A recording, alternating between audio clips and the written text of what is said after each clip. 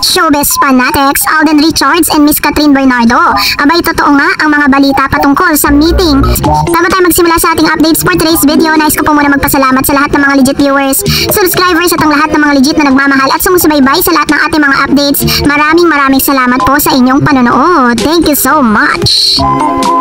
And for today's video, let's talk about Catherine Bernardo. So para lang po sa lahat, i-flex ko lang po yung bago pong blessing na meron po si Miss Catherine Bernardo, kung saan ito po ngayon ay kalat na kalat sa social media na nagkakaroon po ng contract signing between the Zion Philippines and Catherine Bernardo.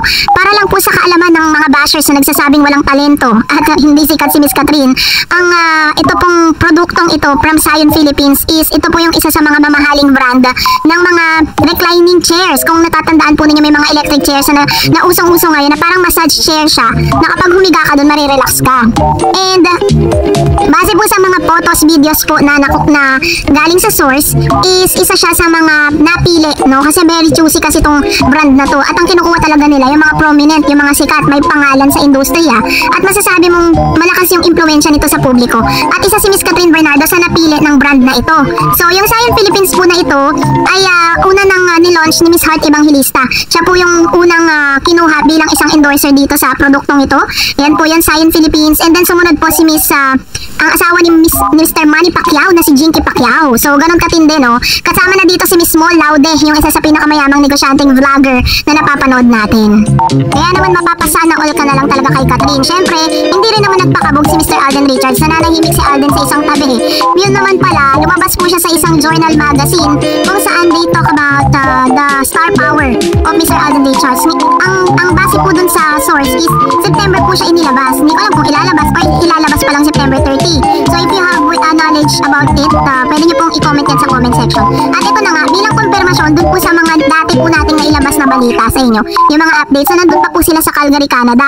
Yan ang pabalita po kasi dun na parang may isang taong malapit kay Alden Richards ang dumalaw dun po sa kanilang taping sa Calgary, Canada. At hinahanap natin yung source, nasa na yung picture or nasa na yung mga ebidensya, no? May ipinakita doon na parang isang babaeng may dala-dala siyang regalo para kay Miss Catherine. Inaakala na si tita ni Alden yun, which is sinabi ko nga sa inyo, yun po isang fan lang, hindi po siya tita. Ang totoong tita ito, yung nasa screen po natin. Siya po ay sister ni Daddy Bay, yung daddy po ni Mr. Alden Richards, na half Filipino, half American. Nagbakasyon po itong tita niya sa Calgary. At syempre, hindi na rin po naitago ni Alden or hindi niya na rin pinalagpas yung pagkakataon na madalaw niya si Alden dito po sa Calgary, Canada, as well as si Miss Catherine Bernardo. Which means talagang meron ng tinatawag na meeting the family, no? Dito po sa pagkakataong ito. So totoo nga talaga yung sinasabi ng source na proud si Alden Richards na ipakilala si Miss Catherine Bernardo dito po sa kanyang family dito po sa Calgary. May mga nagsabi kasi na mga Canadian people, yung mga taga-Canada, yung mga Pilipino na nasa Canada, na meron nga daw parang mga bumibisita, hindi lang po yung mga OFW, but people who are really close dun po sa heart ni Mr. Alden Richards. Ang nakakatuwa lang is nakita niyo po yung gesture ni Miss Catherine, nakadikit po yung kanyang ulo sa tita ni Mr. Alden Richards na tila baga ang tagal na nilang magkakilala. Yun po yung pinakamagandang gesture na yun. Parang pinapakita dito na talagang at ease na si Miss Catherine dito sa pamilya ni Mr. Alden. Well, ganun din naman si Alden Richards, diba? May mga evidence din nang nagsasabi na si Alden ay pabalik-balik din naman sa bahay ni Miss Catherine, which means na talagang at ease na rin siya sa pamilya ni Mr. or ni Miss Catherine Bernardo. And this is really a good news to everyone, diba? Kung kailangan pa natin ng maraming ebidensya pa, maglalabas pa tayo soon. And for that, narito naman ang inyong mga komento. Unahin natin si Ma'am Sherminia Mangilan. Sabi ko na, Miss Dareds, bilyon ang kikitain ng Hello Love again. Sana kung nagpustahan sana, nanalo na po ako. Salamat, Miss Dareds, kayo ang napagaling para sa akin. Lahat na ipahayag mo ng totoo, walang kasinungalingan, lahat ay tama. Congrats, Miss Dareds, love you, Mama. Wow, may kiss pa ako kay Ma'am Sherminia, ano? So, at sabi nga po ng ilan, talagang nakikinikinita natin, talagang aabot talaga sa bilyon. Kasi sa unang sultada pa lang, yung unang paglabas pa lang ng mga tickets ay isa sa mga kinatuwa nga ng team ng Hello Love Again kung magkano man ang ginastos po nila na ibalik na yun through first selling of tickets. How much mo yung mga susunod pa, yung second batch, third batch, and officially sa exact time, kasi may mga tao pa rin na bibili talaga ng tickets sa eksaktong showing nito. Meron kasi mga nagpa-reserve kasi gusto talaga ng mga kat din at ng mga followers ni Catherine at ni Alden Richards na unang paglabas pa lang ng movie ay talagang napapanood na nila. Kumbaga parang hindi sila mahuhuli doon sa story, ano.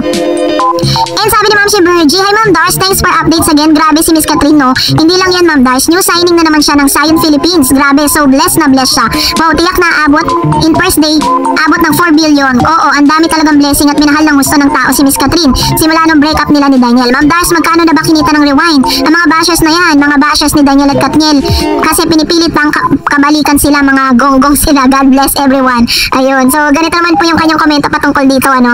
Kasi parang na-surpass kasi nila yung yung selling of tickets ng Hello Love, Goodbye noon. Pero sinasabi ng mga source na parang hindi raw ganun ka, mga hindi mo maiko-compare talaga yung kinita ng Hello Love, Goodbye noon. Kasi magkaiba kasi yung parang presyo ng tickets. Mas mahal yung tickets ng Rewind that time. And talagang yun naging mitya rin na parang nagkaroon ng curiosity yung tao nung nagkaroon ng mga reviews tapos sa TikTok. Kaya kapag nanood kayo, sakaling manonood kayo, i-video nyo yung mga sarili ninyo before and after kung paano po naging yung impact ng story, no? Kasi may mga iba talaga nag-iiyakan. May tama naman talaga yung movie na Rewind kasi pinanood ko rin siya. Pinanood ko siya sa sinihan tsaka pinanood ko rin siya dun sa mga lumalabas sa SOCMED. And talagang may lesson at the same time, kapag dinigin mo yung sarili mo dun sa movie, mararamdaman mo talaga na may something meron siyang lesson na kailangan mong matutunan at the same time is makaka-relate talaga yung mga manonood. And of course, sabi ni Ma'am Shi, Marie Jean Paragoza. Popular kasi ang Marie na name sa mga foreigner. That's why the Canadian call her Marie, not Joy. That's my analysis only. And sabi ni Miss Norina Gonzalez, Katden look so good and beautiful together.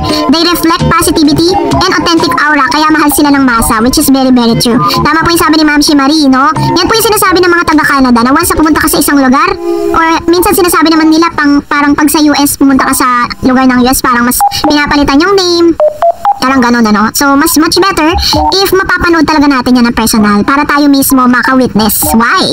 Why Joy is gone? Sabi po ni Miss Tipta Dala, Miss Dars, umabot na ng 3.5 million views sa video ni Alden ng TikTok. Sana sikat din. Walang upload ng video nila ni Alden para makita talaga ng mga executive ng GMA at ABS na we want another project for Katden. #Katden, #ABS, #GMA. I also take my part 3 at yung part 3 dito na sa Amerika kasi sabi nga ni Joy, during the HLG sa Canada pagkatapos sa Amerika. Nga no, pwede rin. Sabi naman. And then of course, and sabi pa ni Miss Cleo Sosobrado, congratulations Kat and Alden, God bless you both always. Sabi ni Ma'am si Cherry Ramos, wow, congrats mga Katden lang ang sakalam. Thanks Miss Dareds. Thank you din po sa inyo pong mga sa inyong komento. And of course, sabi ni Ma'am si Tita, ito po yung mga nakikita kong parang bago pa lang sila nag-comment. Love lang tayo sa Katden, super kilig. Lig tayo sa Katden at talagang itinadhana kasi magkabilang network at nakikita pero hanggang high lang sila. Tapos 11 years na may boyfriend pero naghiwalay. Tapos secret pang tinititigan ni Alden yung magazine picture ni Catherine. Meaning may dahilan at talagang may pagtatangi si Alden kay Kat. Kaya lang may boyfriend si Kat. Kaya yun, naghintay. Nagkatotoo nga ang lahat. Yung gusto ni Alden, sana nga magkatuluyan ng Kat din. Ayan. Kaya nga parang nagmanifest po yung sinabi po nila, diba, na bago sila maghiwalay dun sa movie ng Hello Love Goodbye. Diba? Let's make that futures happen. Na parang sinasabi nila na magkita sila sa future. Sabi ni Joy, sabi niya, magkikita tayo. Diba? Yung parang mga huling words niya. And then after 5 years, diba? Ito na sila. Hindi mo aakalain na after a long years na merong karelasyon si Catherine ay bigla-bigla na lang siyang magiging single, diba? At yun nga, the history begins. So, that's it for today. For more videos and updates, please don't forget to like and subscribe. And please don't forget to follow my Facebook page, Dar Eds TV. God bless everyone!